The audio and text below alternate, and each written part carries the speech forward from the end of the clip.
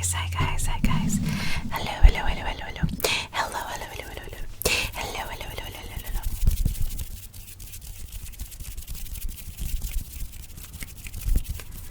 Today, I'm back with Ickabog. The Ickabog by J.K. Rowling.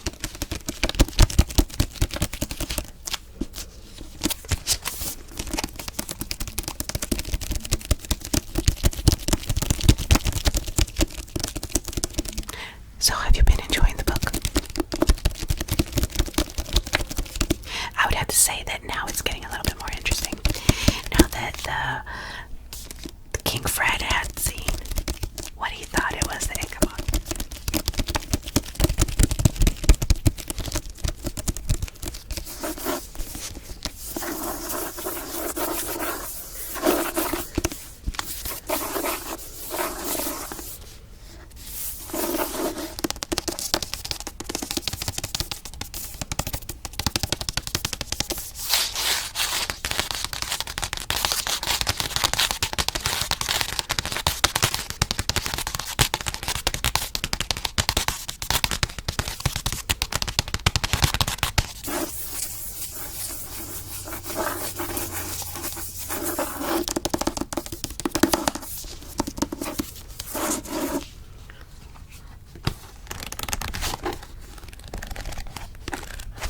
This cover always slips.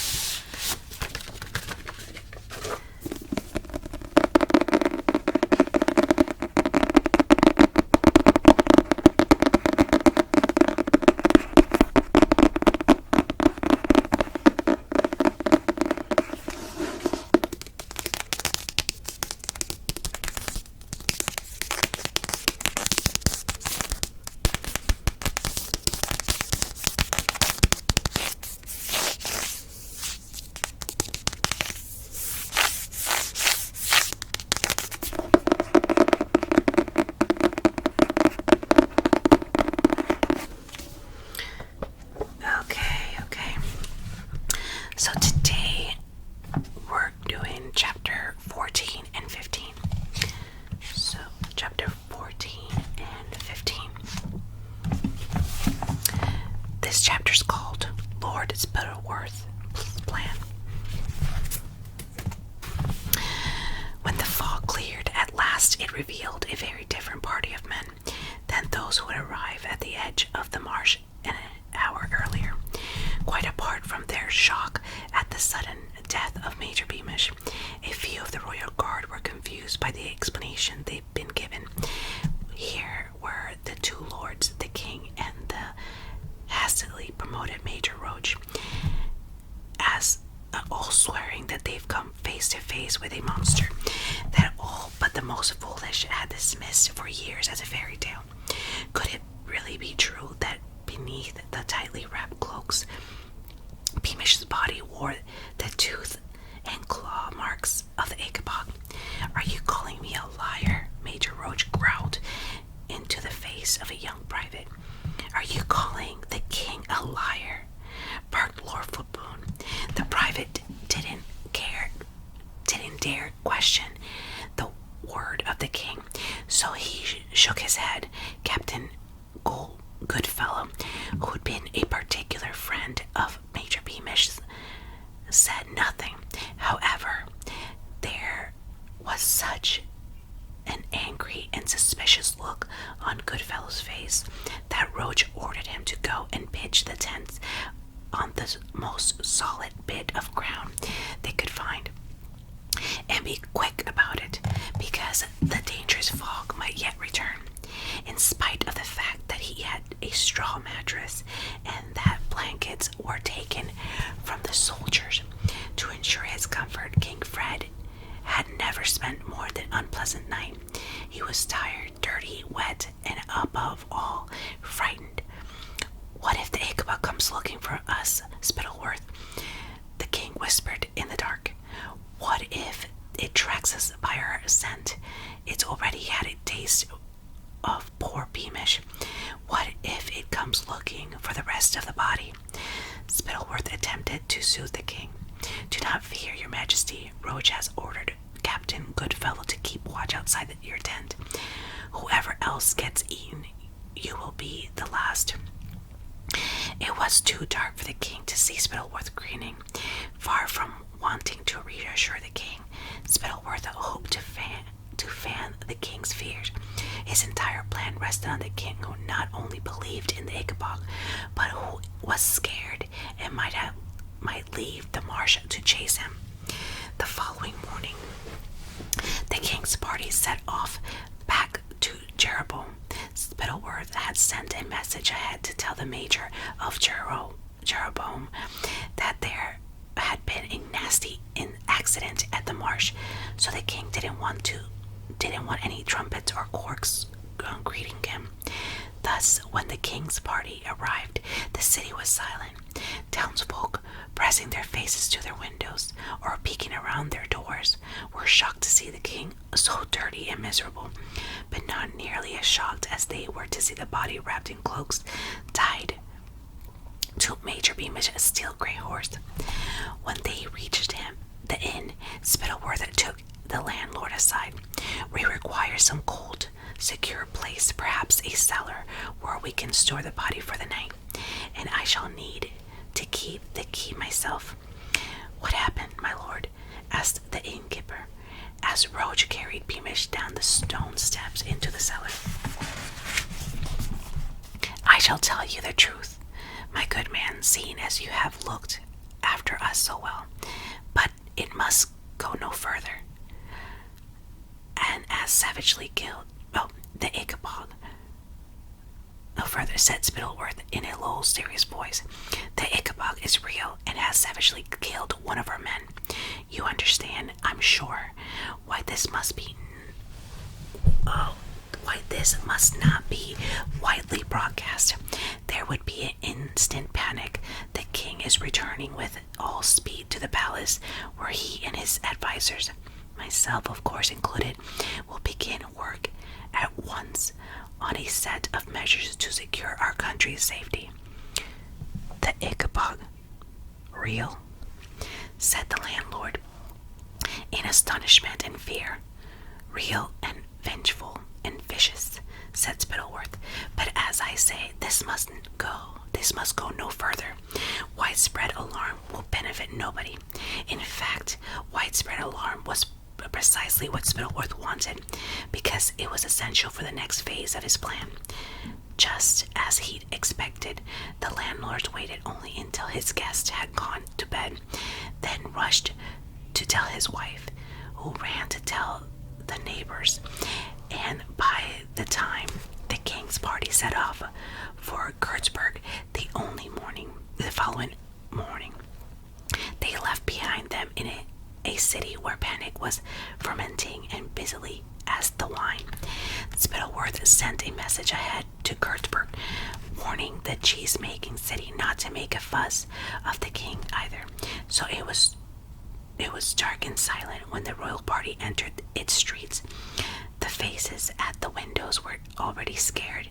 It so happened that a merchant from Jeroboam was with an especially fast horse was carried the rumor about the Ickabog to Kurtzburg an hour previously. Once again, Spittleworth requested the use of a cellar for Major Beamish's body, and once again confined to the landlords that the Ickabog had killed one of the king's men. Having seen Beamish's body safely locked up, Spittleworth went upstairs to bed.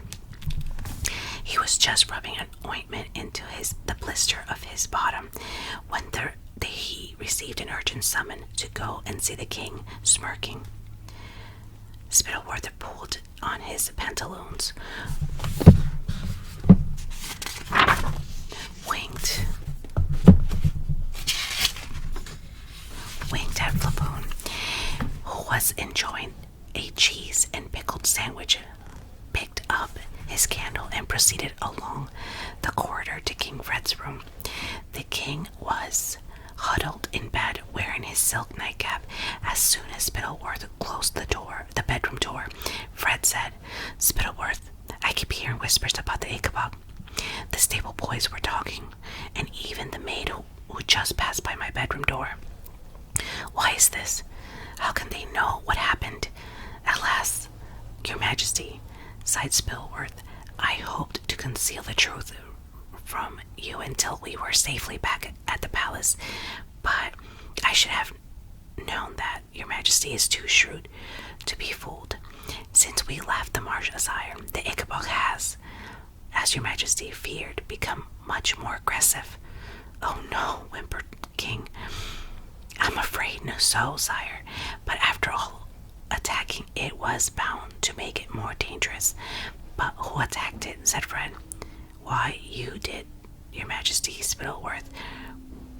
Said Spittlesworth. Roach tells me your sword was embedded in the monster's neck when it ran.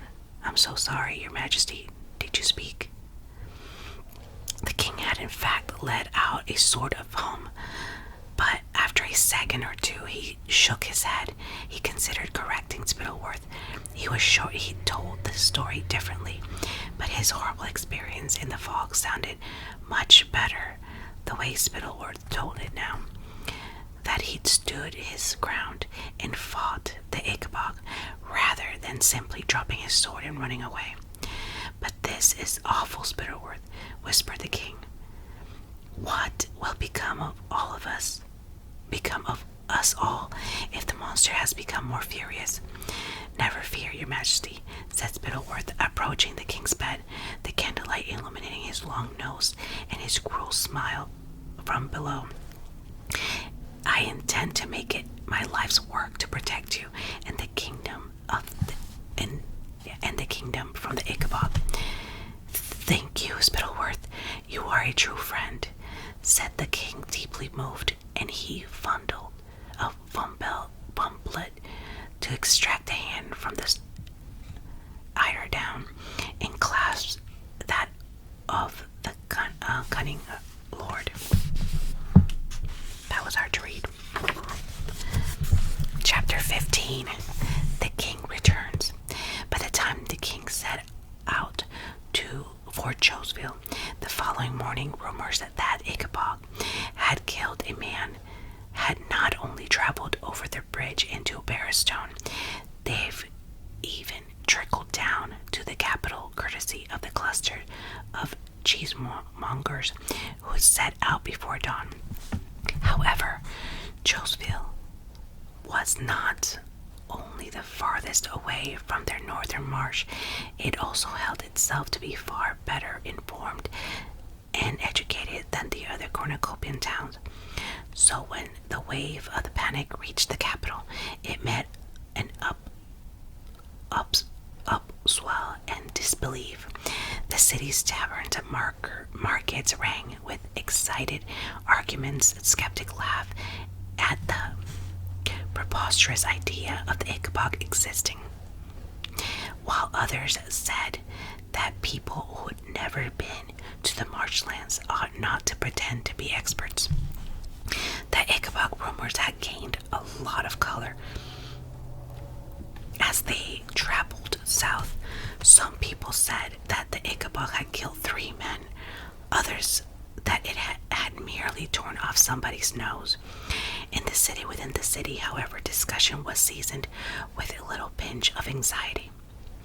The wives, children, and friends of the royal guard were worried about their soldiers, but they reassured one another that if any of the men had been killed, their families would have been informed by messengers. This was the comfort that Mrs. Beamish gave Bert when he came looking for her in the palace kitchens, having been scared of the rumors circulating among the school children. The king would have told us if anything had happened to Daddy. She told Bert, "Here now, I've got you a little treat." Miss Beamish had prepared hopes of heaven for the king's return, and she now gave one that wasn't quite symmetrical to Bert. He gasped because he only ever had hopes of heaven on his birthday. Bit into the little cake. At once his eyes filled with happy tears as Paradise waved it up through the roof of his mouth, coming home in his smart uniform, and how he, Bert, would be center of attention at school tomorrow because he'd know exactly what had happened to the king's men in the faraway marshlands. Dusk was settling over Choseville when at last the king's party rode into view.